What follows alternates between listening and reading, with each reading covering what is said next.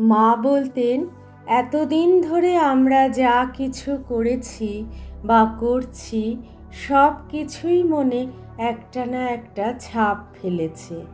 একে এবং মনের গতিকে আমরা সংস্কার বলি। আমাদের অগন্তি জন্মে অগন্তি সংস্কার মনে ছাপ ফেলে গেছে। কোনো একটি কাজ বারবার করতে করতে মনে তার সংস্কার খুব গভীর হয়ে পড়ে যায়।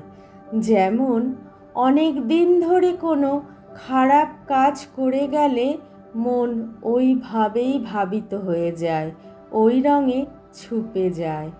তারপর তুমি হাজারবার না বললেও, ওই কাজ করতে না চাইলেও মন কিন্তু ঠিক ওই কাজই করাবে, না শুনতে চাইবে না। শরীর ও মন দুটি পুরনো পথেই যেতে চাইবে। বাবারে, মনের সব ব্যাপারই দেখছি সূক্ষ্ম। হ্যাঁ, মন অতি সূক্ষ্ম। তাই মা তাকে স্ক্রুর সঙ্গে তুলনা করতেন। তিনি বলতেন, ঠিকভাবে স্ক্রুটি না ঘুরলে মানুষ পাগলও হয়ে যায়, নতুবা মহামায়ার জালে পড়ে। আমি খুব ভালো আছি, আমি বুদ্ধিমান, এসব ভাব আসবে।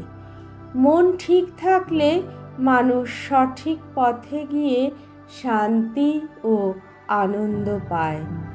অহংকারী মনই তাকে দুর্বল করে দেয়, পথ ভুল করিয়ে দেয়। জয় মা।